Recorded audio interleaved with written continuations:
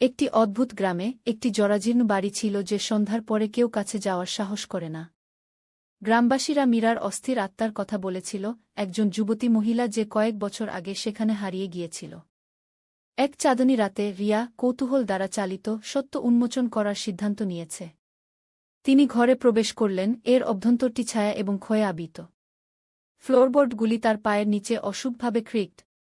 তার লণ্ঠনের ম্লান আলো সে দেখতে পেল এক সুন্দরী নারীর বিবর্ণ প্রতিকৃতি, মীরা। চোখগুলো তাকে অনুসরণ করছে বলে মনে হল, এক ভুতুড়ে দুঃখে ভরা। রিয়া রুমগুলো ঘুরে দেখল, প্রত্যেকটা একটা ভয়ঙ্কর নীরবতায় ভরা যতক্ষণ না সে একটা লক করা দরজায় পৌঁছায়। তার কৌতূহল তাকে কাবু করে এবং একটি কাক দিয়ে সে তা খুল। ভিতরে একটি ছোট ধুলোঢাকা বেডরুম ছিল। বিছানায় একটা পুরনো জার্নাল পড়ে আছে। রিয়া যতই পাতা উল্টাতে থাকল, বাতাস ঠান্ডা হয়ে গেল এবং একটি নিম্ন শোকের আর্তনাদ রুম জুড়ে প্রতিধ্বনিত হল।